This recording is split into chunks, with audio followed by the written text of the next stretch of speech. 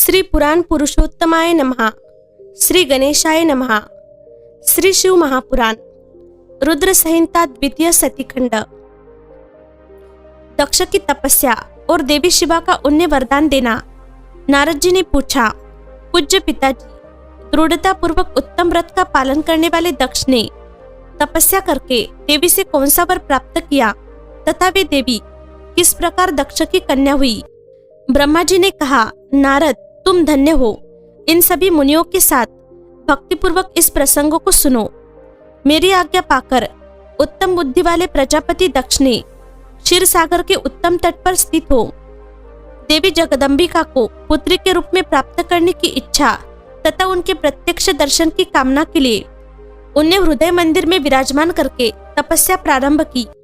दक्ष ने मन को संयम में रखकर दृढ़ता पूर्वक कठोर व्रत का पालन करते हुए शौच संतोष आदि नियमों से युक्त हो 3000 दिव्य वर्षों तक तप किया। वे कभी जल पीकर रहते, कभी हवा पीते और कभी सर्वथा उपवास करते थे। भोजन के नाम पर कभी सूखे पत्ते चबा लेते थे।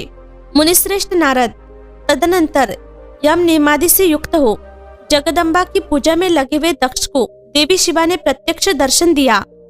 जगन्मयी जगदम्बा का प्रत्यक्ष दर्शन पाकर प्रजापति दक्ष ने अपने आप को कृतकृत्य माना। वे कालिका देवी सिंह पर आरूढ़ थी। उनकी अंग कांति श्याम थी, मुख बड़ा ही मनोहर था। वे 4 भुजाओं से युक्त थी और हाथों में वरद, अभय, नीलकमल और खड्ग धारण किए हुए थी। उनकी मूर्ति बड़ी मनोहारिणी थी। नेत्र कुछ कुछ लाल थे। खुले हुए केश बड़े सुंदर दिखाई देते थे। उत्तम प्रभा से प्रकाशित होने वाली उन जगदम्बा को भलीभांति प्रणाम करके दक्ष विचित्र वचनालियों द्वारा उनकी स्तुति करने लगा। दक्ष ने कहा, जगदम्ब, महामाये, जगदीशे, महेश्वरी, आपको नमस्कार है। आपने कृपा करके मुझे अपने स्वरूप का दर्शन कराया है। भगवती आद्य मुझ पर प्रसन्न होइए। शिव रूपिणी प्रसन्न होइए। भक्तवरदायिनी प्रसन्न होइए। जगन्माये, आपको मेरा नमस्कार है। ब्रह्मा जी कहते हैं, मुने, संयत चित्त वाले दक्ष के इस प्रकार स्तुति करने पर महेश्वरी शिवा ने स्वयं ही उनके अभिप्राय को जान लिया तो भी दक्ष से इस प्रकार कहा, दक्ष, तुम्हारी इस उत्तम भक्ति से मैं बहुत संतुष्ट हूँ। तुम अपना मनोवंचित वर मांगो। तुम्हारे लिए मुझे कुछ भी अदेय नहीं है। जगदम्बा की यह बात सुनकर प्रजापति दक्ष बहुत प्रसन्न हुए और उन शिवा को बारंबार प्रणाम करते हुए बोले। दक्ष ने कहा, जगदम्ब, महामाये, यदि आप मुझे वर देने के लिए उद्यत है तो मेरी बात सुनिए और प्रसन्नता पूर्वक मेरी इच्छा पूर्ण कीजिए। मेरे स्वामी जो भगवान शिव है, वे रुद्र नाम धारण करके ब्रह्मा जी के पुत्र रूप से अवतीर्ण हुए हैं। वे परमात्मा शिव के पूर्ण अवतार है, परंतु आपका कोई अवतार नहीं हुआ। फिर उनकी पत्नी कौन होगी? अंतः शिवे, आप भूतल पर अवतीर्ण होकर उन महेश्वर को अपने रूप लावण्य से मोहित कीजिए। देवी, आपके सिवा दूसरी कोई स्त्री रुद्रदेव को कभी मोहित नहीं कर सकती। इसलिए आप मेरी पुत्री होकर इस समय महादेव जी की पत्नी होइए। इस प्रकार सुंदर लीला करके आप हर मोहिनी भगवान शिव को मोहित करने वाली बनिए। देवी, यही मेरे लिए वर है। यह केवल मेरे ही स्वार्थ की बात हो ऐसा नहीं सोचना चाहिए। इसमें मेरे ही साथ संपूर्ण जगत का भी हित है। ब्रह्मा, विष्णु और शिव में से ब्रह्मा जी की प्रेरणा से मैं यहाँ आया हूँ। प्रजापति दक्ष का यह वचन सुनकर जगदम्बिका शिवा हंस पड़ी और मन ही मन भगवान शिव का स्मरण करके यो बोली। देवी ने कहा, तात प्रजापते, दक्ष, मेरी उत्तम बात सुनो। मैं सत्य कहती हूँ, तुम्हारी भक्ति से अत्यंत प्रसन्न हो तुम्हें संपूर्ण मनोवंचित वस्तु देने के लिए उद्यत हूँ। दक्ष, यद्यपि मैं महेश्वरी हूँ तथापि तुम्हारी भक्ति के अधीन हो तुम्हारे पत्नी के गर्भ से तुम्हारी पुत्री के रूप में अवतीर्ण होंगी, इसमें संचय नहीं है। अनक, मैं अत्यंत दुस्सह तपस्या करके ऐसा प्रयत्न करूंगी जिससे महादेव जी का वर पाकर उनकी पत्नी हो जाऊं। इसके सिवा और किसी उपाय से कार्य सिद्ध नहीं हो सकता, क्योंकि वे भगवान सदाशिव सर्वथा निर्विकार है, ब्रह्मा और विष्णु के भी शैव है तथा नित्य परिपूर्ण रूप ही है। मैं सदा उनकी दासी और प्रिया हूँ। प्रत्येक जन्म में वे नाना रूपधारी शंभु ही मेरे स्वामी होते हैं। भगवान सदाशिव अपने दिए हुए वर के प्रभाव से ब्रह्मा जी की भ्रुकुटी से रुद्र रूप में अवतीर्ण हुए हैं। मैं भी उनके वर से उनकी आज्ञा के अनुसार यह अवतार लूंगी। तात, अब तुम अपने घर को जाओ। इस कार्य में जो मेरी दूती अथवा सहायिका होगी उसे मैंने जान लिया है। अब शीघ्र ही मैं तुम्हारी पुत्री होकर महादेव जी की पत्नी बनूंगी।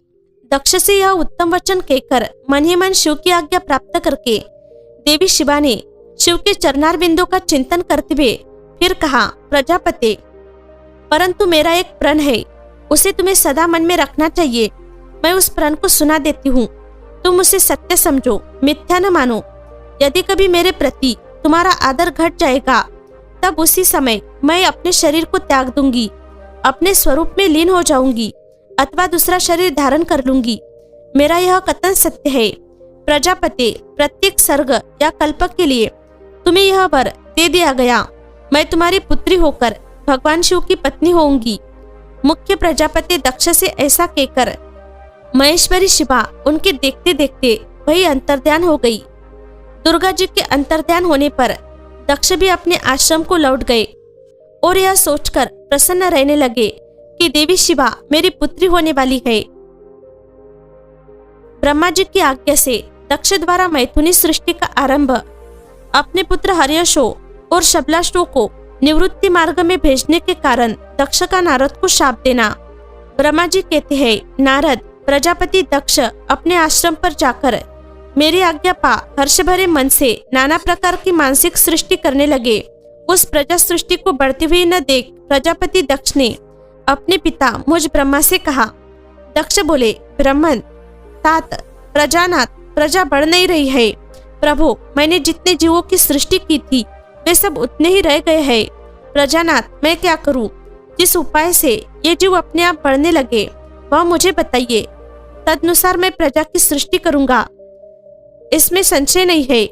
ब्रह्मा जी ने कहा, तात, प्रजापति दक्ष, मेरी उत्तम बात सुनो और उसके अनुसार कार्य करो।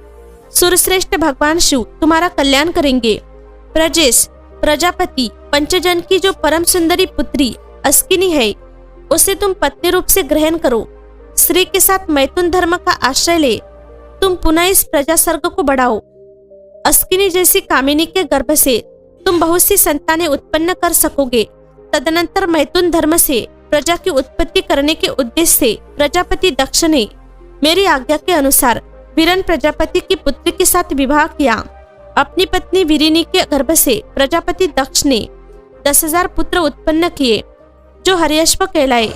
वे सबके सब पुत्र समान धर्म का आचरण करने वाले हुए। पिता की भक्ति में तत्पर रहकर वे सदा वैदिक मार्ग पर ही चलते थे। एक समय पिता ने उन्हें प्रजा की सृष्टि करने का आदेश दिया। तात, तब वे सभी दाक्षायन नामधारी पुत्र सृष्टि के उद्देश्य से तपस्या करने के लिए पश्चिम दिशा की ओर गए। वह नारायण सर नामक परम पावन तीर्थ है जहाँ दिव्य सिंधु नद और समुद्र का संगम हुआ है। उस तीर्थ जल का ही निकट से स्पर्श करते उनका अंतकरण शुद्ध एवं ज्ञान से संपन्न हो गया। उनकी आंतरिक मल राशि धुल गई और वे परमहंस धर्म में स्थित हो गए। दक्ष के वे सभी पुत्र पिता के आदेश में बंधे हुए थे। अंतःमन को सुस्थिर करके प्रजा की वृद्धि के लिए वह तप करने लगे। वे सभी सत्पुरुषों में श्रेष्ठ थे। नारद, जब तुम्हें पता लगा कि हर्षवगण सृष्टि के लिए तपस्या कर रहे हैं तब भगवान लक्ष्मीपति के हार्दिक अभिप्राय को जानकर तुम स्वयं उनके पास गए और आदरपूर्वक यो बोले, दक्ष पुत्र हर्षवगण, तुम लोग पृथ्वी का अंत देखे बिना सृष्टि रचना करने के लिए कैसे उद्यत हो गए? ब्रह्मा जी कहते हैं, नारद, हर्षव आलस्य से दूर रहने वाले थे और जन्म काल से ही बड़े बुद्धिमान थे। वे सबके सब तुम्हारा उपर्युक्त कथन सुनकर स्वयं उस पर विचार करने लगे। उन्होंने यह विचार किया कि जो उत्तम शास्त्र रूपी पिता के निवृत्ति परक आदेश को नहीं समझता वह केवल रज आदि गुणों पर विश्वास करने वाला पुरुष सृष्टि निर्माण का कार्य कैसे आरंभ कर सकता है। ऐसा निश्चय करके वे उत्तम बुद्धि और एक चित्त वाले दक्ष कुमार नारद को प्रणाम और उनकी परिक्रमा करके ऐसे पथ पर चले गए जहाँ जाकर कोई वापस नहीं लौटता है। नारद, तुम भगवान शंकर के मन हो और मुने, तुम समस्त लोकों में अकेले विचरा करते हो। तुम्हारे मन में कोई विकार नहीं है क्योंकि तुम सदा महेश्वरी की मनोवृत्ति के अनुसार ही कार्य करते हो। जब बहुत समय बीत गया तब मेरे पुत्र प्रजापति दक्ष को यह पता लगा कि मेरे सभी पुत्र नारद से दीक्षा पाकर नष्ट हो गए, मेरे हाथ से निकल गए। इससे उन्हें बड़ा दुख हुआ। वे बार बार कहने लगे, उत्तम संतानों का पिता होना शोक का ही स्थान है, क्योंकि श्रेष्ठ पुत्रों के बिछुड़ जाने से पिता को बड़ा कष्ट होता है। शिव की माया से मोहित होने से दक्ष को पुत्र वियोग के कारण बहुत शोक होने लगा। तब मैंने आकर अपने बेटे दक्ष को बड़े प्रेम से समझाया और सांत्वना दी। दैव का विधान प्रबल होता है इत्यादि बातें बताकर उनके मन को शांत किया। मेरे सांत्वना देने पर दक्ष पुनः पंचजन कन्या अस्किनी के गर्भ से शबलाश्व नाम के एक सहस्त्र पुत्र उत्पन्न किए। पिता का आदेश पाकर वे पुत्र भी प्रजा सृष्टि के लिए दृढ़ता पूर्वक प्रतिज्ञा पालन का नियम ले उसी स्थान पर गए जहाँ उनके सिद्ध को प्राप्त हुए बड़े भाई गए थे। नारायण सरोवर के जल का स्पर्श होने मात्र से उनके सारे पाप नष्ट हो गए, अंतकरण में शुद्धता आ गई और वे उत्तम व्रत के पालक शबलाश्व ब्रह्म प्रणव का जप करते हुए वहाँ बड़ी भारी तपस्या करने लगे। उन्हें प्रजा सृष्टि के लिए उद्यत जान तुम पुनः पहले की ही भांति ईश्वरीय गति का स्मरण करते हुए उनके पास गए और वही बात कहने लगे जो उनके भाइयों से पहले कह चुके थे। मुने, तुम्हारा दर्शन अमोघ है, इसलिए तुमने उनको भी भाइयों का ही मार्ग दिखाया। अतएव वे भाइयों के ही पथ पर ऊर्ध्व गति को प्राप्त हुए। उसी समय प्रजापति दक्ष को बहुत से उत्पात दिखाई दिए। इससे मेरे पुत्र दक्ष को बड़ा विस्मय हुआ और वे मन ही मन दुखी हुए। फिर उन्होंने पूर्ववत तुम्हारी ही करतूत से अपने पुत्र का नाश हुआ सुना। इससे उन्हें बड़ा आश्चर्य हुआ। वे पुत्र शोक से मूर्छित हो अत्यंत कष्ट का अनुभव करने लगे।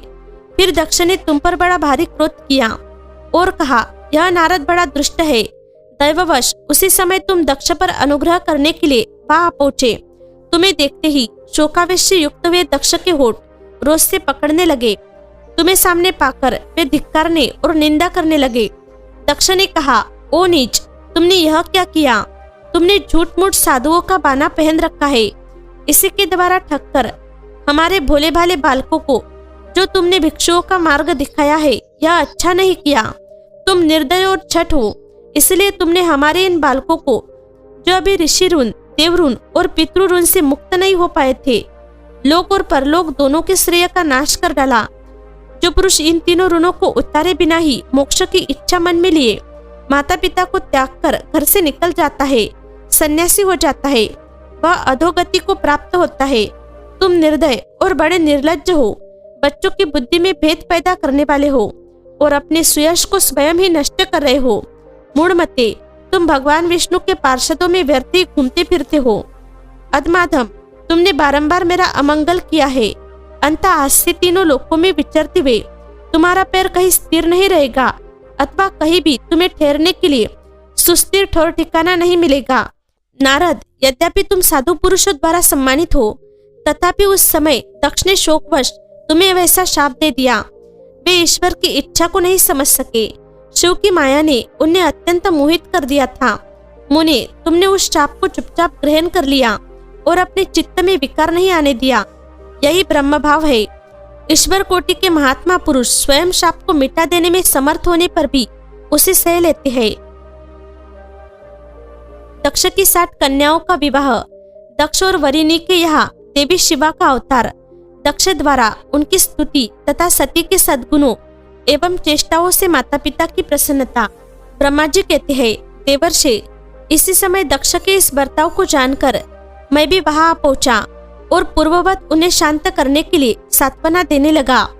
तुम्हारी प्रसन्नता को बढ़ाते हुए मैंने दक्ष के साथ तुम्हारा सुंदर स्नेहपूर्ण संबंध स्थापित कराया। तुम मेरे पुत्र हो, मुनियों में श्रेष्ठ और संपूर्ण देवताओं के प्रिय हो। अंत बड़े प्रेम से तुम्हें आश्वासन देकर मैं फिर अपने स्थान पर आ गया। तदनंतर प्रजापति दक्ष ने मेरी अनुनय के अनुसार अपनी पत्नी की गर्भ से 60 सुंदरी कन्याओं को जन्म दिया और आलस्य रहित हो धर्म आदि के साथ उन सब का विवाह कर दिया। मुनीश्वर, मैं उसी प्रसंग को बड़े प्रेम से कह रहा हूँ, तुम सुनो। मुने, दक्ष ने अपनी 10 कन्याएं विधि पूर्वक धर्म को ब्याह दी, 13 कन्याएं कश्यप मुनि को दे दी और 27 कन्याओं का विवाह चंद्रमा के साथ कर दिया। भूत या भूपुत्र अंगिरा तथा कृशाश्व को उन्होंने 2-2 कन्याएं दी और शेष 4 कन्याओं का विवाह तिर्ष या अरिष्ट नेमी के साथ कर दिया। इन सबकी संतान परंपराओं से तीनों लोग भरे पड़े हैं। अंता विस्तार भय से उनका वर्णन नहीं किया जाता। कुछ लोग शिवा या सती को दक्ष की ज्येष्ठ पुत्री बताते हैं, दूसरे लोग उन्हें मछली पुत्री कहते हैं तथा कुछ अन्य लोग सबसे छोटी पुत्री मानते हैं। कल्पभेद से ये तीनों मत ठीक है। पुत्र और पुत्रियों की उत्पत्ति के पश्चात पत्नी सहित प्रजापति दक्ष ने बड़े प्रेम से मन ही मन जगदम्बिका का ध्यान किया, साथ ही गदगद वाणी से प्रेम पूर्वक उनकी स्तुति भी की। बारंबार अंजलि बांधकर नमस्कार करके वे विनीत भाव से देवी को मस्तक झुकाते थे। इससे देवी शिवा संतुष्ट हुई और उन्होंने अपने प्रण की पूर्ति के लिए मन ही मन यह विचार किया कि अब मैं विरिनी के गर्भ से अवतार लूं। ऐसा विचार करके जगदम्बा दक्ष के हृदय में निवास करने लगी। मुनि श्रेष्ठ, उस समय दक्ष की बड़ी शोभा होने लगी। फिर उत्तम मुहूर्त देखकर दक्ष ने अपनी पत्नी में प्रसन्नता पूर्वक गर्भधान किया। तब दयालु शिवा दक्ष पत्नी के चित्त में निवास करने लगी। उनमें गर्भधारण के सभी चिन्ह प्रकट हो गए। तात उस अवस्था में विरिनी की शोभा बढ़ गई और उसके चित्त में अधिक हर्ष छा गया। भगवती शिवा के निवास के प्रभाव से विरिनी महामंगल रूपिणी हो गई। दक्ष ने अपने कुल संप्रदाय, वेद ज्ञान और हार्दिक उत्साह के अनुसार प्रसन्नता पूर्वक पुंसवन आदि संस्कार संबंधी श्रेष्ठ क्रियाएं संपन्न की। उन कर्मों के अनुष्ठान के समय महान उत्सव हुआ। प्रजापति ने ब्राह्मणों को उनकी इच्छा के अनुसार धन दिया।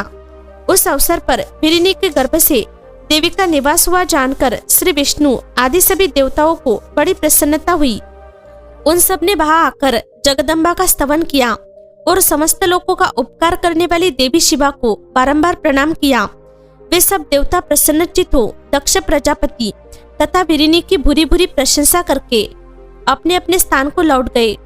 नारद जब 9 महीने बीत गए तब लौकिक गति का निर्वाह कराकर 10वें महीने के पूर्ण होने पर चंद्रमा आदि ग्रहों तथा ताराओं की अनुकूलता से युक्त सुखद मुहूर्त में देवी शिवा शीघ्र ही अपनी माता के सामने प्रकट हुई। उनके अवतार लेते ही प्रजापति दक्ष बड़े प्रसन्न हुए और उन्हें महान तेज से देदीप्यमान देख उनके मन में यह विश्वास हो गया कि साक्षात वे शिवा देवी ही मेरी पुत्री के रूप में प्रकट हुई है।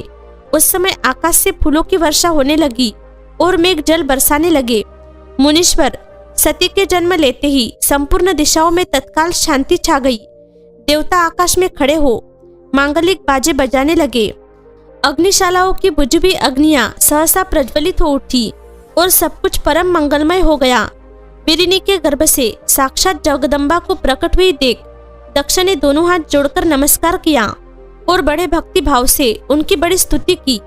बुद्धिमान दक्ष की स्तुति करने पर जगन्माता शिवा उस समय दक्ष से इस प्रकार बोली, जिससे माता विरिनी न सुन सके। देवी बोली, प्रजापते, तुमने पहले पुत्री रूप में मुझे प्राप्त करने के लिए मेरी आराधना की थी। तुम्हारा वह मनोरथ आज सिद्ध हो गया। अब तुम उस तपस्या के फल को ग्रहण करो। उस समय दक्ष से ऐसा कहकर देवी ने अपनी माया से शिशु रूप धारण कर लिया और शैशव भाव प्रकट करती हुई वे वहां रोने लगी। उस बालिका का रोदन सुनकर सभी स्त्रियां और दासियां बड़े वेग से प्रसन्नता पूर्वक वहां पहुंची। अस्किनी की पुत्री का अलौकिक रूप देखकर उन सभी स्त्रियों को बड़ा हर्ष हुआ। नगर के सब लोग उस समय जय जयकार करने लगे। गीत और वाद्यों के साथ बड़ा भारी उत्सव होने लगा। पुत्री का मनोहर मुख देखकर सबको बड़ी ही प्रसन्नता हुई। दक्ष ने वैदिक और कुलोचित आचार का विधि पूर्वक अनुष्ठान किया, ब्राह्मणों को दान दिया और दूसरों को भी धन बांटा। सब और यथोचित गान और नृत्य होने लगे। भांति भांति के मंगल कृत्यों के साथ बहुत से बाजे बजने लगे।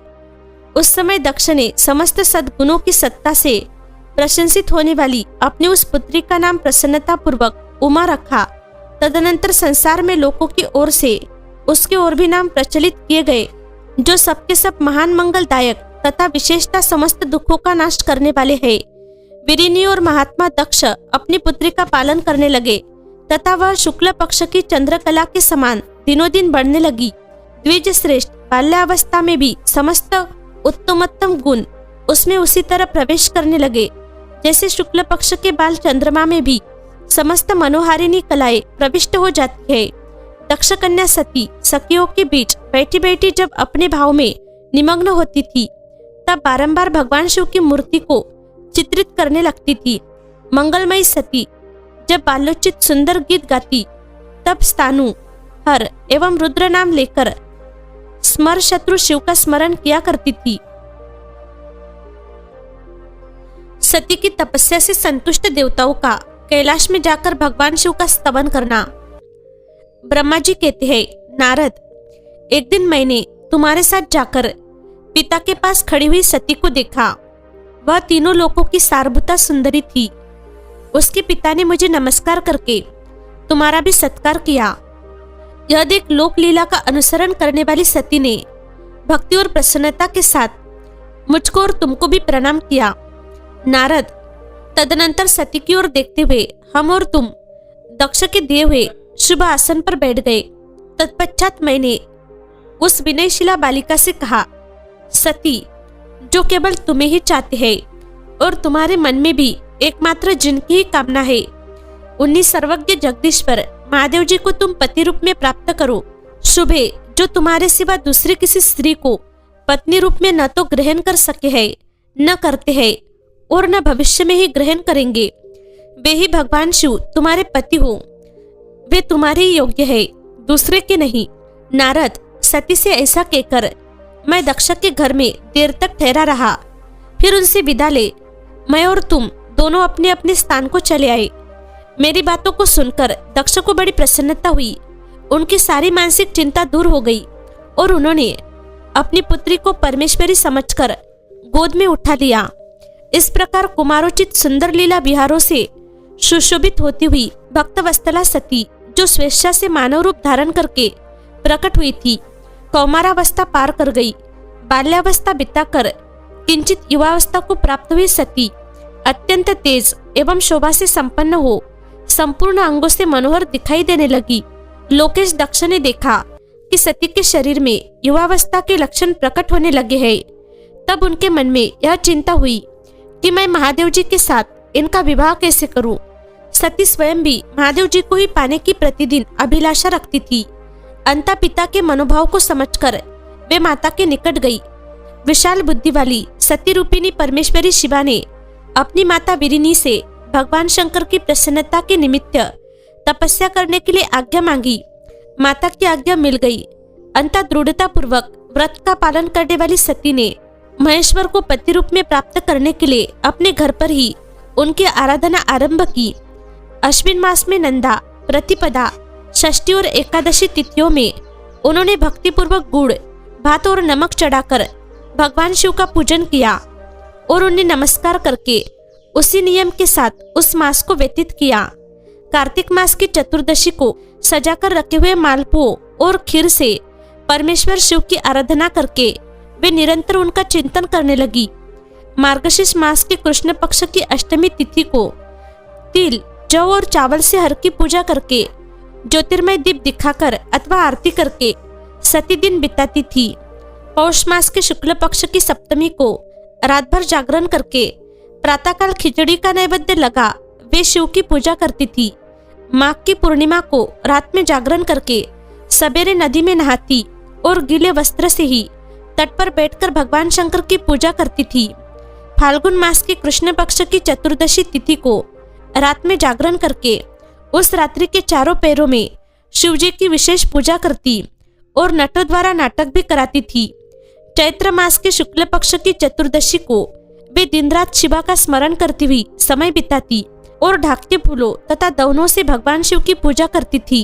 वैशाख शुक्ला तृतीया को सती तिल का आहार करके रहती और नए जौ के भात से रुद्रदेव की पूजा करके उस महीने को बिताती थी। ज्येष्ठ की पूर्णिमा को रात में सुंदर वस्त्रों तथा भटकटैया के फूलों से शंकर जी की पूजा करके वे निराहार रहकर ही वह मास व्यतीत करती थी।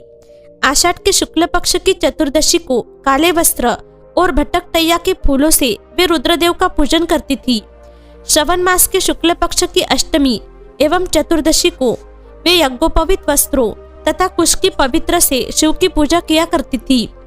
भाद्रपद मास के कृष्ण पक्ष की त्रयोदशी तिथि को नाना प्रकार के फूलों और फलों से शिव का पूजन करके सती चतुर्दशी तिथि को केवल जल का आहार किया करती थी। भांति भांति के फलों, फूलों और उस समय उत्पन्न होने वाले अन्नों द्वारा वे शिव की पूजा करती और महीने भर अत्यंत नियमित आहार करके केवल जप में लगी रहती थी। सभी महीनों में सारे दिन सती शिव की आराधना में ही संलग्न रहती थी।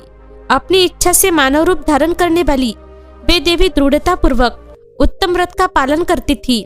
इस प्रकार नंदा व्रत को पूर्ण रूप से समाप्त करके भगवान शिव में अनन्य भाव रखने वाली सती एकाग्र चित्त हो बड़े प्रेम से भगवान शिव का ध्यान करने लगी तथा उस ध्यान में ही निश्चल भाव से स्थित हो गई। मुने, इस समय सब देवता और ऋषि भगवान विष्णु और मुझको आगे करके सती की तपस्या देखने के लिए गए। वहां आकर देवताओं ने देखा सती मूर्तिमती दूसरी सिद्धि के समान जान पड़ती थी। वे भगवान शिव के ध्यान में निमग्न हो उस समय सिद्धावस्था को पहुंच गई थी। समस्त देवताओं ने बड़ी प्रसन्नता के साथ वहां दोनों हाथ जोड़कर सती को नमस्कार किया। मुनियों ने भी मस्तक झुकाए तथा श्रीहरि आदि के मन में प्रीति उमड़ गई। श्री विष्णु आदि सब देवता और मुनि आश्चर्यचकित हो सती देवी की तपस्या की भूरी भूरी प्रशंसा करने लगे। फिर देवी को प्रणाम करके वे देवता और मुनि तुरंत ही गिरिश्रेष्ठ कैलाश को गए, जो भगवान शिव को बहुत ही प्रिय है। सावित्री के साथ मैं और भगवान लक्ष्मी के साथ भगवान वासुदेव भी प्रसन्नता पूर्वक महादेव जी के निकट गए। वहां जाकर भगवान शिव को देखते ही बड़े वेग से प्रणाम करके सब देवताओं ने दोनों हाथ जोड़ विनीत भाव से नाना प्रकार के स्तोत्रों द्वारा उनकी स्तुति करके अंत में कहा, प्रभु, आपकी सत्व, रज और तम नामक जो 3 शक्तियां हैं, उनके राग आदि वेग असह्य है। वेद त्रयी अथवा लोक त्रयी आपका स्वरूप है। आप शरणागतों के पालक है तथा आपकी शक्ति बहुत बड़ी है, उसकी कहीं कोई सीमा नहीं है। आपको नमस्कार है। दुर्गापते, जिनकी इंद्रियां दुष्ट है, वश में नहीं हो पाती, उनके लिए आपकी प्राप्ति का कोई मार्ग सुलभ नहीं है। आप सदा भक्तों के उद्धार में तत्पर रहते हैं। आपका तेज छिपा हुआ है। आपको नमस्कार है। आपकी माया शक्ति रूपा जो अहम बुद्धि है, उससे आत्मा का स्वरूप ढक गया है। अतएव यह मूढ़ बुद्धि जीव अपने स्वरूप को नहीं जान पाता। आपकी महिमा का पार पाना अत्यंत कठिन है। हम आप महाप्रभु को मस्तक झुकाते हैं। ब्रह्मा जी कहते हैं, नारद, इस प्रकार महादेव जी की स्तुति करके श्री विष्णु आदि सब देवता उत्तम भक्ति से मस्तक झुकाए प्रभु शिव जी के आगे चुपचाप खड़े हो गए। ब्रह्मा जी का रुद्रदेव से सती के साथ विवाह करने का अनुरोध, श्री विष्णु द्वारा अनुमोदन और श्री रुद्र की इसके लिए स्वीकृति। ब्रह्मा जी कहते हैं, श्री विष्णु आदि देवताओं द्वारा की हुई उस स्तुति को सुनकर सबकी उत्पत्ति के हेतुभूत भगवान शंकर बड़े प्रसन्न हुए और जोर जोर से हंसने लगे। मुझ ब्रह्मा और विष्णु को अपनी अपनी पत्नी के साथ आया हुआ देख महादेव जी ने हम लोगों से यथोचित वार्तालाप किया और रुद्र बोले, हे हरे, हे विदे तथा हे देवताओं और महर्षियों, आज निर्भय होकर यहाँ अपने आने का ठीक ठीक कारण बताओ। तुम लोग किस लिए यहाँ आए हो और कौन सा कार्य आ पड़ा है, वह सब मैं सुनना चाहता हूँ, क्योंकि तुम्हारे द्वारा की गई स्तुति से मेरा मन बहुत प्रसन्न है। मुने, महादेव जी के इस प्रकार पूछने पर भगवान विष्णु की आज्ञा से मैंने वार्तालाप आरंभ किया। मुझ ब्रह्मा ने कहा, देव महादेव, करुणा सागर प्रभु, हम दोनों इन देवताओं और ऋषियों के साथ जिस उद्देश्य से यहाँ आए हैं उसे सुनिए। वृषभ ध्वज, विशेषता आपके ही लिए हमारा यह आगमन हुआ है, क्योंकि हम तीनों सहारथी है। सृष्टि चक्र के संचालन रूप प्रयोजन की सिद्धि के लिए एक दूसरे के सहायक है। सहारथी को सदा परस्पर यथायोग्य सहयोग करना चाहिए, अन्यथा यह जगत टिक नहीं सकता। महेश्वर, कुछ ऐसे असुर उत्पन्न होंगे जो मेरे हाथ से मारे जाएंगे, कुछ भगवान विष्णु के और कुछ आपके हाथों नष्ट होंगे। महाप्रभु, कुछ असुर ऐसे होंगे जो आपके वीर्य से उत्पन्न हुए पुत्र के हाथ से ही मारे जा सकेंगे। प्रभु, कभी कोई विरले ही असुर ऐसे होंगे जो माया के हाथों द्वारा वध को प्राप्त होंगे। आप भगवान शंकर की कृपा से ही देवताओं को सदा उत्तम सुख प्राप्त होगा। घोर असुरों का विनाश करके आप जगत को सदा स्वास्थ्य एवं अभयदान प्रदान करेंगे, अथवा यह भी संभव है कि आपके हाथ से कोई भी असुर न मारे जाए, क्योंकि आप सदा योग युक्त रहते हुए राग द्वेष से रहित है तथा एकमात्र दया करने में ही लगे रहते हैं। ईश, यदि वे असुर भी आराधित हो, आपकी दया से अनुग्रहित होते रहे तो सृष्टि और पालन का कार्य कैसे चल सकता है। अंतः वृषभध्वज आपको प्रतिदिन सृष्टि आदि के उपयुक्त कार्य करने के लिए उद्यत रहना चाहिए। यदि सृष्टि पालन और संहार रूप कर्म न करने हो तब तो हमने माया से जो भिन्न भिन्न शरीर धारण किए हैं उनकी कोई उपयोगिता अथवा औचित्य ही नहीं है। वास्तव में हम तीनों एक ही है, कार्य के भेद से भिन्न भिन्न देह धारण करके स्थित है। यदि कार्यभेद न सिद्ध हो तब तो हमारे रूप भेद का कोई प्रयोजन ही नहीं है। देव एक ही परमात्मा परमेश्वर तीन स्वरूपों में अभिव्यक्त हुए है। इस रूप भेद में उनकी अपनी माया ही कारण है। वास्तव में प्रभु स्वतंत्र है, वे लीला के उद्देश्य ही ये सृष्टि आदि कार्य करते हैं। भगवान श्री हरि उनके बाएं अंग से प्रकट हुए हैं, मैं ब्रह्मा उनके दाएं अंग से प्रकट हुआ हूँ और आप रुद्रदेव उन सदाशिव के हृदय से आविर्भूत हुए हैं। अंततः आप ही शिव के पूर्ण रूप है। प्रभु इस प्रकार अभिन्न रूप होते हुए भी हम तीन रूपों में प्रकट है। सनातन देव हम तीनों उन्हीं भगवान सदाशिव और शिवा के पुत्र है। इस यथार्थ तत्व का आप हृदय से अनुभव कीजिए। प्रभु मैं और श्री विष्णु आपके आदेश से प्रसन्नता पूर्वक लोक की सृष्टि और पालन के कार्य कर रहे हैं तथा कार्य कारणवश सपत्नीक भी हो गए हैं। अंततः आप भी विश्वहित के लिए तथा देवताओं को सुख पहुंचाने के लिए एक परम सुंदरी रमणी को अपनी पत्नी बनाने के लिए ग्रहण करें। महेश्वर एक बात और है, उसे सुनिए। मुझे पहले के वृत्तांत का स्मरण हो आया है। पूर्व काल में आपने ही शिवरूप से जो बात हमारे सामने कही थी वही इस समय सुना रहा हूँ। आपने कहा था, ब्रह्मन मेरा ऐसा ही उत्तम रूप तुम्हारे अंग विशेष ललाट से प्रकट होगा जिसकी लोक में रुद्र नाम से प्रसिद्धि होगी। तुम ब्रह्मा सृष्टिकर्ता हो गए, श्रीहरि जगत का पालन करने वाले हुए और मैं सगुण रुद्र रूप होकर संहार करने वाला होऊंगा। एक स्त्री के साथ विवाह करके लोक के उत्तम कार्य की सिद्धि करूंगा। अपनी कही हुई इस बात को याद करके आप अपनी ही पूर्व प्रतिज्ञा को पूर्ण कीजिए। स्वामीन आपका यह आदेश है कि मैं सृष्टि करूं, श्रीहरि पालन करे और आप स्वयं संहार के हेतु बनकर प्रकट हो। सो आप साक्षात शिव ही संहारकर्ता के रूप में प्रकट हुए हैं।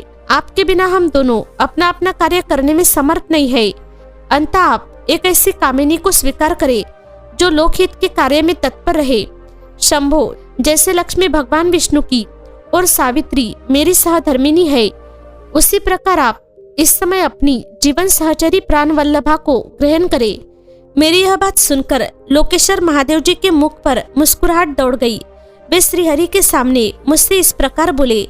ईश्वर ने कहा, ब्रह्मन हरे तुम दोनों मुझे सदा ही अत्यंत प्रिय हो। तुम दोनों को देखकर मुझे बड़ा आनंद मिलता है।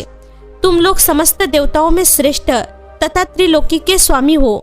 लोकहित के कार्य में मन लगाए रहने वाले तुम दोनों का वचन मेरी दृष्टि में अत्यंत गौरवपूर्ण है। किंतु सूर श्रेष्ठगण मेरे लिए विवाह करना उचित नहीं होगा, क्योंकि मैं तपस्या में संलग्न रहकर सदा संसार से विरक्ति रहता हूँ और योगी के रूप में मेरी प्रसिद्धि है, जो निवृत्ति के सुंदर मार्ग पर स्थित है। अपने आत्मा में ही रमन करता आनंद मानता है। निरंजन माया से निर्लिप्त है, जिसका शरीर अवधूत दिगंबर है, जो ज्ञानी आत्मदर्शी और कामना से शून्य है, जिसके मन में कोई विकार नहीं है, जो भोगों से दूर रहता है तथा जो सदा अपवित्र और अमंगल वेशधारी है। उसे संसार में कामिनी से क्या प्रयोजन है, यह इस समय मुझे बताओ तो सही। मुझे तो सदा केवल योग में लगे रहने पर ही आनंद आता है। ज्ञानहीन पुरुष ही योग को छोड़कर भोग को अधिक महत्व देता है। संसार में विवाह करना पराये बंधन में बंधना है, इसे बहुत बड़ा बंधन समझना चाहिए। इसलिए मैं सत्य सत्य कहता हूँ, विवाह के लिए मेरे मन में थोड़ी सी भी अभिरुचि नहीं है। आत्मा ही अपना उत्तम अर्थ या स्वार्थ है। उसका भलीभांति चिंतन करने के कारण मेरी लौकिक स्वार्थ में प्रवृत्ति नहीं होती। तथापि जगत के हित के लिए तुमने जो कुछ कहा है उसे करूंगा। तुम्हारे वचनों को गरिष्ठ मानकर अथवा अपनी कही गई बातों को पूर्ण करने के लिए मैं अवश्य विवाह करूंगा, क्योंकि मैं सदा भक्तों के वश में रहता हूँ। परंतु मैं जैसी नारी को प्रिय पत्नी के रूप में ग्रहण करूंगा और जैसी शर्त के साथ करूंगा उसे सुनो। हरे ब्रह्मन मैं जो कुछ करता हूँ वह सर्वथा उचित ही है। जो नारी मेरे तेज को विभाग पूर्वक ग्रहण कर सके, जो योगिनी तथा इच्छानुसार रूप धारण करने वाली हो, उसी को तुम पत्नी बनाने के लिए मुझे बताओ।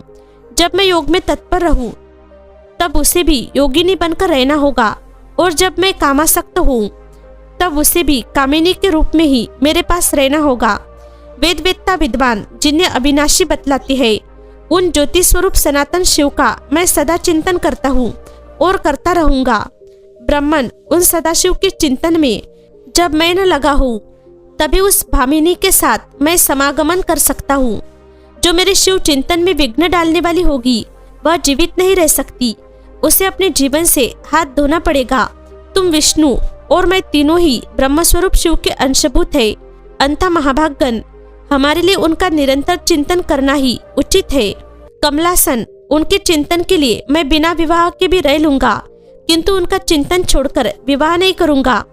अंतः तुम मुझे ऐसी पत्नी प्रदान करो जो सदा मेरे कर्म के अनुकूल चल सके। ब्राह्मण, उसमें भी मेरी एक और शर्त है, उसे तुम सुनो। यदि उस स्त्री का मुझ पर और मेरे वचन पर अविश्वास होगा, तो मैं उसे त्याग दूंगा। उसकी यह बात सुनकर मैंने और श्री हरि ने मंद मुस्कान के साथ मन ही मन प्रसन्नता का अनुभव किया। फिर मैं विनम्र होकर बोला, नाथ परमेश्वर प्रभु, आपने जैसी नारी की खोज आरंभ की है, वैसे ही स्त्री के विषय में मैं आपको प्रसन्नता पूर्वक कह रहा हूँ। साक्षात सदाशिव की धर्मपत्नी जो उमा है, वे ही जगत का कार्य सिद्ध करने के लिए भिन्न भिन्न रूपों में प्रकट हुई है। प्रभु, सरस्वती और लक्ष्मी, ये दो रूप धारण करके वे पहले ही यहाँ आ चुकी है। इनमें लक्ष्मी तो श्री विष्णु की प्राण वल्लभा हो गई और सरस्वती मेरी। अब हमारे लिए वे तीसरा रूप धारण करके प्रकट हुई है। प्रभु, लोकहित का कार्य करने की इच्छा वाली देवी शिवा दक्षपुत्री के रूप में अवतीर्ण हुई है। उनका नाम सती है। सती ऐसी भार्या हो सकती है जो सदा आपके लिए हितकारिणी हो। देवेश महातेजस्विनी सती आपके लिए, आपको पति रूप में प्राप्त करने के लिए दृढ़ता पूर्वक कठोर व्रत का पालन करती हुई तपस्या कर रही है। महेश्वर, आप उन्हें वर देने के लिए जाइए, कृपा कीजिए और बड़ी प्रसन्नता के साथ उन्हें उनकी तपस्या के अनुरूप वर देकर उनके साथ विवाह कीजिए। शंकर भगवान विष्णु की, मेरी तथा इन संपूर्ण देवताओं की यही इच्छा है। आप अपनी शुभ दृष्टि से हमारी इस इच्छा को पूर्ण कीजिए, जिससे हम आदर पूर्वक इस उत्सव को देख सके। ऐसा होने से तीनों लोकों में सुख देने वाला परम मंगल होगा और सबकी सारी चिंता मिट जाएगी, इसमें संचय नहीं है। तदनंतर मेरी बात समाप्त होने पर लीला विग्रह धारण करने वाले भक्तवत्सल महेश्वर से मधुसूदन अच्युत ने इसी का समर्थन किया। तब भक्तवत्सल भगवान शिव ने हंसकर कहा, बहुत अच्छा, ऐसा ही होगा। उनके ऐसा कहने पर हम दोनों उनसे आज्ञा ले अपनी पत्नी तथा देवताओं और मुनियों के साथ अत्यंत प्रसन्न हो अपने अभिष्ट स्थान को चले आए। सती को शिव से वर की प्राप्ति तथा भगवान शिव का ब्रह्मा जी को दक्ष के पास भेजकर सती का वरण करना। ब्रह्मा जी कहते हैं, मुनि, उधर सती ने अश्विनी मास के शुक्ल पक्ष की अष्टमी तिथि को उपवास करके भक्ति भाव से सर्वेश्वर शिव का पूजन किया। इस प्रकार नंदाव्रत पूर्ण होने पर नवमी तिथि को दिन में ध्यान मग्न हुई सती को भगवान शिव ने प्रत्यक्ष दर्शन दिया। उनका श्री विग्रह सर्वांग सुंदर एवं गौरवर्ण का था। उनके 5 मुख थे और प्रत्येक मुख में 3-3 नेत्र थे। भाल देश में चंद्रमा शोभा दे रहा था। उनका चित्त प्रसन्न था और कंठ में नील चिन्ह दृष्टिगोचर होता था। उनके 4 भुजाएं थी। उन्होंने हाथों में त्रिशूल, ब्रह्म कपाल, वर तथा अभय धारण कर रखे थे। भस्ममय अंगार से उनका सारा शरीर उद्भासित हो रहा था। गंगा जी उनके मस्तक की शोभा बढ़ा रही थी। उनके सभी अंग बड़े मनोहर थे। वे महान लावण्य के धाम जान पड़ते थे। उनके मुख करोड़ों चंद्रमाओं के समान प्रकाशमान एवं आह्लादजनक थे। उनकी अंग कांति करोड़ों कामदेवों के तिरस्कृत कर रही थी तथा उनकी आकृति स्त्रियों के लिए सर्वथा ही प्रिय थी। सती ने ऐसे सौंदर्य माधुर्य से युक्त प्रभु महादेव जी को प्रत्यक्ष देखकर उनके चरणों की वंदना की। उस समय उनका मुख लज्जा से झुका हुआ था। तपस्या के पुंज का फल प्रदान करने वाले महादेव जी उन्हीं के लिए कठोर व्रत धारण करने वाली सती को पत्नी बनाने के लिए प्राप्त करने की इच्छा रखते हुए भी उनसे इस प्रकार बोले। महादेव जी ने कहा, उत्तम व्रत का पालन करने वाली दक्ष नंदिनी, मैं तुम्हारे इस व्रत से बहुत प्रसन्न हूँ, इसलिए कोई वर मांगो। तुम्हारे मन को जो अभिष्ट होगा वही वर मैं तुम्हें दूंगा। ब्रह्मा जी कहते हैं, मुने जगदीश्वर महादेव जी यद्यपि सती के मनोभाव को जानते थे तो भी उनकी बात सुनने के लिए बोले, कोई वर मांगो। परंतु सती लज्जा के अधीन हो गई थी, इसलिए उनके हृदय में जो बात थी उसे वे स्पष्ट शब्दों में कह न सकी। उनका जो अभिष्ट मनोरथ था वह लज्जा से आच्छादित हो गया। प्राणवल्लभ शिव का प्रिय वचन सुनकर सती अत्यंत प्रेम में मग्न हो गई। इस बात को जानकर भक्तवत्सल शंकर बड़े प्रसन्न हुए और शीघ्रता पूर्वक बारंबार कहने लगे, वर मांगो, वर मांगो। सतपुरु के आश्रयभूत अंतर्यामी शंभु सती की भक्ति के वशीभूत हो गए थे। तब सती ने अपनी लज्जा को रोककर महादेव जी से कहा, वर देने वाले प्रभु, मुझे मेरी इच्छा के अनुसार ऐसा वर दीजिए जो टल न सके। भक्तवत्सल भगवान शंकर ने देखा सती अपनी बात पूरी नहीं कर पा रही है, तब वे स्वयं ही उनसे बोले, देवी तुम मेरी भार्या हो जाओ। अपने अभिष्ट फल को प्रकट करने वाले उनके इस वचनों को सुनकर आनंदमग्न हुई सती चुपचाप खड़ी रह गई, क्योंकि वे मनोवंचित वर पा चुकी थी। फिर दक्ष कन्या प्रसन्न हो दोनों हाथ जोड़ मस्तक झुका भक्तवत्सल शिव से बारंबार कहने लगी। सती बोली, देवादिदेव महादेव प्रभु जगतपते, आप मेरे पिता को कहकर वैवाहिक विधि से मेरा परिग्रहण करे। ब्रह्मा जी कहते हैं, नारद, सती की यह बात सुनकर भक्तवत्सल महेश्वर ने प्रेम से उनकी ओर देखकर कहा, प्रिय ऐसा ही होगा। तब दक्ष कन्या सती भी भगवान शिव को प्रणाम करके भक्ति पूर्वक विदा मांग जाने की आज्ञा प्राप्त करके मोह और आनंद से युक्त हो माता के पास लौट गई। इधर भगवान शिव भी हिमालय पर अपने आश्रम में प्रवेश करके दक्ष कन्या सती के वियोग से कुछ कष्ट का अनुभव करते हुए उन्हीं का चिंतन करने लगे। देवर्षि फिर मन को एकाग्र करके लौकिक गति का आश्रय ले भगवान शंकर ने मन ही मन मेरा स्मरण किया। त्रिशूलधारी महेश्वर के स्मरण करने पर उनकी सिद्धि से प्रेरित हो मैं तुरंत ही उनके सामने जा खड़ा हुआ। तात हिमालय के शिखर पर जहाँ सती के वियोग का अनुभव करने वाले महादेव जी विद्यमान थे, वही मैं सरस्वती के साथ उपस्थित हो गया। देवर्षि सरस्वती सहित मुझे आया देख सती के प्रेम पाश में बंधे हुए शिव उत्सुकता पूर्वक बोले। शंभु ने कहा, ब्राह्मण, मैं जब से विवाह के कार्य में स्वार्थ बुद्धि कर बैठा हूँ, तब से अब मुझे इस स्वार्थ में ही सत्वसा प्रतीत होता है। दक्ष कन्या सती ने बड़ी भक्ति से मेरी आराधना की है। उसके नंदा व्रत के प्रभाव से मैंने उसे अभिष्ट वर देने की घोषणा की। ब्राह्मण, तब उसने मुझसे यह वर मांगा कि आप मेरे पति हो जाइए। यह सुनकर सर्वथा संतुष्ट हो मैंने भी कह दिया कि तुम मेरी पत्नी हो जाओ। तब दाक्षायणी सती मुझसे बोली, जगतपते, आप मेरे पिता को सूचित करके वैवाहिक विधि से मुझे ग्रहण करें। ब्राह्मण, उसकी भक्ति से संतोष होने के कारण मैंने उसका अनुरोध भी स्वीकार कर लिया। विधाता, तब सती अपनी माता के घर चली गई और मैं यहाँ चला आया। इसलिए अब तुम मेरी आज्ञा से दक्ष के घर जाओ और ऐसा यत्न करो जिससे प्रजापति दक्ष शीघ्र ही मुझे अपनी कन्या का दान कर दे। उनके इस प्रकार आज्ञा देने पर मैं कृतकृत्य और प्रसन्न हो गया तथा उन भक्तवत्सल विश्वनाथ से इस प्रकार बोला। मुझ ब्रह्मा ने कहा, भगवान शंभु, आपने जो कुछ कहा है उस पर भलीभांति विचार करके हम लोगों ने पहले ही उसे सुनिश्चित कर दिया है। वृषभ ध्वज, इसमें मुख्यतः देवताओं का और मेरा भी स्वार्थ है। दक्ष स्वयं ही आपको अपनी पुत्री प्रदान करेंगे, किंतु आपकी आज्ञा से मैं भी उनके सामने आपका संदेश कह दूंगा। सर्वेश्वर महाप्रभु महादेव जी से ऐसा कहकर मैं अत्यंत वेगशाली रथ के द्वारा दक्ष के घर जा पहुंचा। नारद जी ने पूछा, वक्ताओं में श्रेष्ठ महाभाग, विधाता बताइए, जब सती घर पर लौटकर आई तब दक्ष ने उनके लिए क्या किया? ब्रह्मा जी ने कहा, तपस्या करके मनोवंचित वर पाकर सती जब घर को लौट गई तब वह उन्होंने माता पिता को प्रणाम किया। सती ने अपनी सखी द्वारा माता पिता को तपस्या संबंधी सब समाचार कहलवाया। सखी ने यह भी सूचित किया कि सती को महेश्वर से वर की प्राप्ति हुई है। वे सती की भक्ति से बहुत संतुष्ट हुए हैं। सखी के मुंह से सारा वृत्तांत सुनकर माता पिता को बड़ा आनंद प्राप्त हुआ और उन्होंने महान उत्सव किया। उदार चेता दक्ष और महामनस्विनी वरिणी ने ब्राह्मणों को उनकी इच्छा के अनुसार द्रव्य दिया तथा अन्य अंधों और दीनों को भी धन बांटा।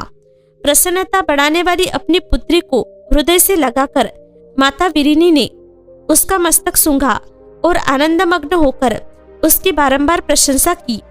तदनंतर कुछ काल व्यतीत होने पर धर्मज्ञों में श्रेष्ठ दक्ष इस चिंता में पड़े कि मैं अपनी इस पुत्री का विवाह भगवान शंकर के साथ किस तरह करूं। महादेव जी प्रसन्न होकर आए थे, पर वे तो चले गए। अब मेरी पुत्री के लिए वे फिर कैसे यहाँ आएंगे? यदि किसी को शीघ्र ही भगवान शिव के निकट भेजा जाए तो यह भी उचित नहीं जान पड़ता, क्योंकि यदि वे इस तरह अनुरोध करने पर भी मेरी पुत्री को ग्रहण न करे तो मेरी याचना निष्फल हो जाएगी। इस प्रकार की चिंता में पड़े हुए प्रजापति दक्ष के सामने मैं सरस्वती के साथ सहसा उपस्थित हुआ। मुझ पिता को आया देख दक्ष प्रणाम करके विनीत भाव से खड़े हो गए। उन्होंने मुझ स्वयंभू को यथायोग्य आसन दिया। तदनंतर दक्ष ने जब मेरे आने का कारण पूछा तब मैंने सब बातें बताकर उनसे कहा, प्रजापति, भगवान शंकर ने तुम्हारी पुत्री को प्राप्त करने के लिए निश्चय ही मुझे तुम्हारे पास भेजा है। इस विषय में जो श्रेष्ठ कृत्य हो उसका निश्चय करो। जैसे सती ने नाना प्रकार के भाव से तथा सात्विक व्रतों के द्वारा भगवान शिव की आराधना की है, उसी तरह वे भी सती की आराधना करते हैं। इसलिए दक्ष भगवान शिव के लिए ही संकल्पित एवं प्रकट हुई अपनी इस पुत्री को तुम अविलंब उनकी सेवा में सौंप दो। इससे तुम कृतकृत्य हो जाओगे। मैं नारद के साथ जाकर उन्हें तुम्हारे घर ले आऊंगा। फिर तुम उन्हीं के लिए उत्पन्न हुई अपनी यह पुत्री उनके हाथ में दे दो। ब्रह्मा जी कहते हैं, नारद, मेरी यह बात सुनकर मेरे पुत्र दक्ष को बड़ा हर्ष हुआ। वे अत्यंत प्रसन्न होकर बोले, पिताजी, ऐसा ही होगा। मुने, तब मैं अत्यंत हर्षित हो वहां से उस स्थान को लौटा जहाँ लोग कल्याण में तत्पर रहने वाले भगवान शिव बड़े उत्सुकता से मेरी प्रतीक्षा कर रहे थे। नारद, मेरे लौट आने पर स्त्री और पुत्री सहित प्रजापति दक्ष भी पूर्ण काम हो गए। वे इतने संतुष्ट हुए मानो अमृत पीकर अगा गए हो। ब्रह्मा जी से दक्ष की अनुमति पाकर देवताओं और मुनियों सहित भगवान शिव का दक्ष के घर जाना, दक्ष द्वारा सबका सत्कार तथा सती और शिवा का विवाह। ब्रह्मा जी कहते हैं, नारद, तदनंतर मैं हिमालय के कैलाश शिखर पर रहने वाले परमेश्वर महादेव शिव को लाने के लिए प्रसन्नता पूर्वक उनके पास गया और उनसे इस प्रकार बोला, ऋषभ ध्वज, सती के लिए मेरे पुत्र दक्ष ने जो बात कही है उसे सुनिए और जिस कार्य को वे अपने लिए असाध्य मानते थे उसे सिद्ध हुआ ही समझिए। दक्ष ने कहा है कि मैं अपनी पुत्री भगवान शिव के ही हाथों में दूंगा, क्योंकि उन्हीं के लिए यह उत्पन्न हुई है। शिव के साथ सती का विवाह हो, यह कार्य तो मुझे स्वतः ही अभिष्ट है। फिर आपके भी कहने से इसका महत्व और अधिक बढ़ गया। मेरी पुत्री ने स्वयं इस उद्देश्य से भगवान शिव की आराधना की है और इस समय शिवजी भी मुझसे इसी के विषय में अन्वेषण कर रहे हैं। इसलिए मुझे अपनी कन्या अवश्य ही भगवान शिव के हाथों में देनी है। विधाता, वे भगवान शंकर शुभ लग्न और शुभ मुहूर्त में यहाँ पधारे। उस समय मैं उन्हें शिक्षा के तौर पर अपनी यह पुत्री दे दूंगा। ऋषभध्वज, मुझसे दक्ष ने ऐसी बात कही है, अंततः आप शुभ मुहूर्त में उनके घर चलिए और सती को ले आइए। मुने, मेरी यह बात सुनकर भक्तवत्सल रुद्र लौकिक गति का आश्रय ले हंसते हुए मुझसे बोले, संसार की सृष्टि करने वाले ब्रह्मा जी, मैं तुम्हारे और नारद के साथ ही दक्ष के घर चलूंगा। अंततः नारद का स्मरण करो, अपने मरीचि आदि मानस पुत्रों को भी बुला लो। विधे, मैं उन सबके साथ दक्ष के निवास स्थान पर चलूंगा। मेरे पार्षद भी मेरे साथ रहेंगे।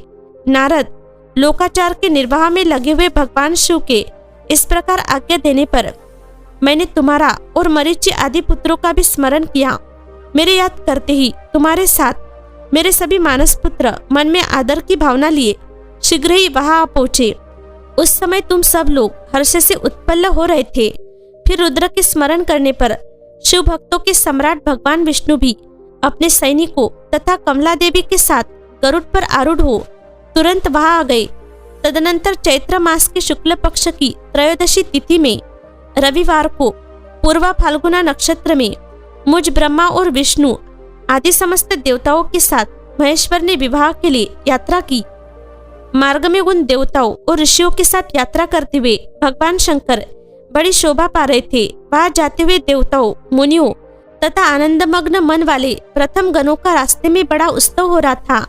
भगवान शिव की इच्छा से ऋषभ, व्याघ्र, सर्प, जटा और चंद्रकला आदि सब के सब उनके लिए यथायोग्य आभूषण बन गए। तदनंतर वेग से चलने वाले बलवान बलिवर्धन नंदिकेश्वर पर आरूढ़ हुए महादेव जी श्री विष्णु आदि देवताओं को साथ लिए क्षण भर में प्रसन्नता पूर्वक दक्ष के घर जा पहुंचे। वहां विनीत चित्त वाले प्रजापति दक्ष समस्त आत्मीय जनों के साथ भगवान शिव की अगवानी के लिए उनके सामने आए। उस समय उनके समस्त अंगों में हर्षजनित रोमांच हो आया था। स्वयं दक्ष ने अपने द्वार पर आए हुए समस्त देवताओं का सत्कार किया। वे सब लोग सूर्यश्रेष्ठ शिव को बिठाकर उनके पार्श्व भाग में स्वयं भी मुनियों के साथ क्रमशः बैठ गए। इसके बाद दक्ष ने मुनियों सहित समस्त देवताओं की परिक्रमा की और उन सबके साथ भगवान शिव को घर के भीतर ले आए। उस समय दक्ष के मन में बड़ी प्रसन्नता थी। उन्होंने सर्वेश्वर शिव को उत्तम आसन देकर स्वयं ही विधि पूर्वक उनका पूजन किया। तत्पश्चात श्री विष्णु का, मेरा, ब्राह्मणों का, देवताओं का और समस्त शिव गुणों का भी यथोचित विधि से उत्तम भक्ति भाव के साथ पूजन किया। इस तरह पूजनीय पुरुषों तथा अन्य लोगों सहित उन सबका यथोचित आदर सत्कार करके दक्ष ने मेरे मानस पुत्र मरीचि आदि मुनियों के साथ आवश्यक सलाह की। इसके बाद मेरे पुत्र दक्ष ने मुझ पिता से मेरे चरणों में प्रणाम करके प्रसन्नता पूर्वक कहा, प्रभु आप ही वैवाहिक कार्य कराए। तब मैं भी हर्ष भरे हृदय से बहुत अच्छा कहकर उठा और वह सारा कार्य कराने लगा।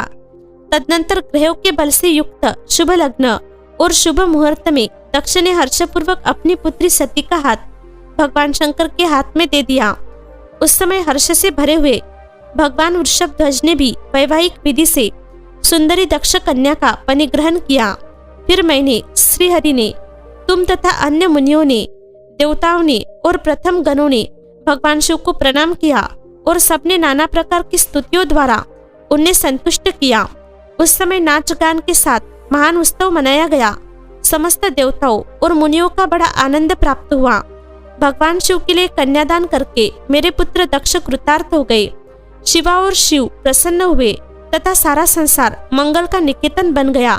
सती और शिव के द्वारा अग्नि की परिक्रमा, श्री हरि द्वारा शिव तत्व का वर्णन, शिव का ब्रह्मा जी को दिए हुए वर के अनुसार वेदी पर सदा के लिए अवस्थान तथा शिव और सती का विदा हो कैलाश पर जाना। ब्रह्मा जी कहते हैं, नारद, कन्यादान करके दक्ष ने भगवान शंकर को नाना प्रकार की वस्तुएं दहेज में दी। यह सब करके वे बड़े प्रसन्न हुए। फिर उन्होंने ब्राह्मणों को भी नाना प्रकार के धन बांटे। तत्पश्चात लक्ष्मी सहित भगवान विष्णु शंभु के पास हाथ जोड़कर खड़े हुए और यो बोले, देव देव, महादेव, दया सागर, प्रभु, तात, आप संपूर्ण जगत के पिता है और सती देवी सबकी माता है। आप दोनों सत्पुरुषों के कल्याण तथा दुष्टों के दमन के लिए सदा लीला पूर्वक अवतार ग्रहण करते हैं। यह सनातन श्रुति का कथन है। आप चिकने नील अंजन के समान शोभा वाली सती के साथ जिस प्रकार शोभा पा रहे हैं, मैं उससे उल्टे लक्ष्मी के साथ शोभा पा रहा हूँ। अर्थात सती नील वर्णा तथा आप गौर वर्ण है, उससे उल्टे मैं नील वर्ण तथा लक्ष्मी गौर वर्णा है। नारद, मैं देवी सती के पास आकर गृह सूत्रोक्त विधि से विस्तार पूर्वक सारा अग्नि कार्य कराने लगा। मुझ आचार्य तथा ब्राह्मणों की आज्ञा से शिवा और शिव ने बड़े हर्ष के साथ विधि पूर्वक अग्नि की परिक्रमा की। उस समय वहां बड़ा अद्भुत उत्सव मनाया गया। गाजे बाजे और नृत्य के साथ होने वाला वह उत्सव सबको बड़ा सुखद जान पड़ा। तदनंतर भगवान विष्णु बोले, सदाशिव, मैं आपकी आज्ञा से यह शिव तत्व का वर्णन करता हूँ। समस्त देवता तथा दूसरे दूसरे मुनि अपने मन को एकाग्र करके इस विषय को सुने। भगवान, आप प्रधान और अप्रधान, प्रकृति और उससे अतीत है। आपके अनेक भाग है, फिर भी आप भाग रहित है। ज्योतिर्मय स्वरूप वाले आप परमेश्वर के ही हम तीनों देवता अंश है। आप कौन, मैं कौन और ब्रह्मा कौन है? आप परमात्मा के ही ये तीन अंश है, जो सृष्टि पालन और संहार करने के कारण एक दूसरे से भिन्न प्रतीत होते हैं। आप अपने स्वरूप का चिंतन कीजिए। आपने स्वयं ही लीला पूर्वक शरीर धारण किया है। आप निर्गुण ब्रह्म रूप से एक है, आप ही सगुण ब्रह्म है और हम ब्रह्मा, विष्णु तथा रुद्र तीनों आपके अंश है। जैसे एक ही शरीर के भिन्न भिन्न अवयव मस्तक, ग्रीवा आदि नाम धारण करते हैं, तथापि उस शरीर से वे भिन्न नहीं है, उसी प्रकार हम तीनों अंश आप परमेश्वर के ही अंग है, जो ज्योतिर्मय आकाश के समान सर्वव्यापी एवं निर्लेप, स्वयं ही अपना धाम, पुराण, कुटस्थ, अव्यक्त, अनंत, नित्य तथा दीर्घ आदि विशेषणों से रहित निर्विशेष ब्रह्म है। वही आप शिव है, अंत आप ही सब कुछ है। ब्रह्मा जी कहते हैं, मुनीश्वर, भगवान विष्णु की यह बात सुनकर महादेव जी बड़े प्रसन्न हुए। तदनंतर उस विवाह के यज्ञ के स्वामी यजमान परमेश्वर शिव प्रसन्न हो लौकिकी गति का आश्रय ले हाथ जोड़कर खड़े हुए मुझ ब्रह्मा से प्रेम पूर्वक बोले। शिव ने कहा, ब्राह्मण, आपने सारा वैवाहिक कार्य अच्छी तरह संपन्न करा दिया। अब मैं प्रसन्न हूँ, आप मेरे आचार्य है। बताइए आपको क्या दक्षिणा दूं? सूर्यज्येष्ठ, आप उस दक्षिणा को मांगिए। महाभाग, यदि वह अत्यंत दुर्लभ हो तो भी उसे शीघ्र कहिए, मुझे आपके लिए कुछ भी अदेय नहीं है। मुने, भगवान शंकर का यह वचन सुनकर मैं हाथ जोड़ विनीत चित्त से उन्हें बारंबार प्रणाम करके बोला, देवेश, यदि आप प्रसन्न हो और महेश्वर, यदि मैं वर पाने के योग्य हूँ तो प्रसन्नता पूर्वक जो बात कहता हूँ उसे आप पूर्ण कीजिए। महादेव, आप इसी रूप में इसी वेदी पर सदा विराजमान रहे, जिससे आपके दर्शन से मनुष्यों के पाप धुल जाए। चंद्रशेखर, आपका सानिध्य होने से मैं इस वेदी के समीप आश्रम बनाकर तपस्या करूं, यह मेरी अभिलाषा है। चैत्र के शुक्ल पक्ष की त्रयोदशी को पूर्वा फाल्गुनी नक्षत्र में रविवार के दिन इस भूतल पर जो मनुष्य भक्ति भाव से आपका दर्शन करे, उसके सारे पाप तत्काल नष्ट हो जाए, विपुल पुण्य की वृद्धि हो, समस्त रोगों का सर्वथा नाश हो जाए। जो नारी दुर्भगा, बंध्या, कानी अथवा रूपहीना हो, वह भी आपके दर्शन मात्र से ही अवश्य निर्दोष हो जाए। मेरी यह बात उनके आत्मा को सुख देने वाली थी। इसे सुनकर भगवान शिव ने प्रसन्न चित्त से कहा, विधाता, ऐसा ही होगा। मैं तुम्हारे कहने से संपूर्ण जगत के हित के लिए अपनी पत्नी सती के साथ इस वेदी पर सुस्थिर भाव से स्थित रहूंगा। ऐसा कहकर पत्नी सहित भगवान शिव अपनी अंश रूपिणी मूर्ति को प्रकट करके वेदी के मध्य भाग में विराजमान हो गए। तत्पश्चात स्वजनों पर स्नेह रखने वाले परमेश्वर शंकर दक्ष से विदा ले अपने पत्नी सती के साथ कैलाश जाने को उद्यत हुए। उस समय उत्तम बुद्धि वाले दक्ष ने विनय से मस्तक झुका, हाथ जोड़ भगवान वृषभध्वज की प्रेम पूर्वक स्तुति की। फिर श्री विष्णु आदि समस्त देवताओं, मुनियों और शिवगणों ने नमस्कार पूर्वक नाना प्रकार की स्तुति करके बड़े आनंद से जय जयकार किया। तदनंतर दक्ष की आज्ञा से भगवान शिव ने प्रसन्नता पूर्वक सती को ऋषभ की पीठ पर बिठाया और स्वयं भी उस पर आरूढ़ हो वे प्रभु हिमालय पर्वत की ओर चले। भगवान शंकर के समीप ऋषभ पर बैठी हुई सुंदर दांत और मनोहर हास वाली सती अपने नील श्याम वर्ण के कारण चंद्रमा में नीली रेखा के समान शोभा पा रही थी। उस समय उन नव दंपत्ति की शोभा देख श्री विष्णु आदि समस्त देवता, मरीचि आदि महर्षि तथा दूसरे लोग ठगे से रह गए, हिल डुल भी न सके तथा दक्ष भी मोहित हो गए। तत्पश्चात कोई बाजे बजाने लगे और दूसरे लोग मधुर स्वर में गीत गाने लगे। कितने ही लोग प्रसन्नता पूर्वक शिव के कल्याणमय उज्जवल यश का गान करते हुए उनके पीछे पीछे चले। भगवान शंकर ने बीच रास्ते में दक्ष को प्रसन्नता पूर्वक लौटा दिया और स्वयं प्रेमाकुल हो प्रथम गणों के साथ अपने धाम को जा पहुँचे। यद्यपि भगवान शिव ने विष्णु आदि देवताओं को भी विदा कर दिया था, तो भी वे बड़ी प्रसन्नता और भक्ति के साथ पुनः उनके साथ हो लिए। उन सब देवताओं, प्रथम गणों तथा अपनी पत्नी सती के साथ हर्ष भरे शंभु हिमालय पर्वत से सुशोभित अपने कैलाश धाम में जा पहुँचे। वहां जाकर उन्होंने देवताओं, मुनियों तथा दूसरे लोगों का बहुत आदर सम्मान करके उन्हें प्रसन्नता पूर्वक विदा किया। शंभु की आज्ञा ले वे विष्णु आदि सब देवता तथा मुनि नमस्कार और स्तुति करके और मुख पर प्रसन्नता की छाप लिए अपने अपने धाम को चले गए। सदाशिव का चिंतन करने वाले भगवान शिव भी अत्यंत आनंदित हो हिमालय के शिखर पर रहकर अपनी पत्नी दक्ष कन्या सती के साथ विहार करने लगे।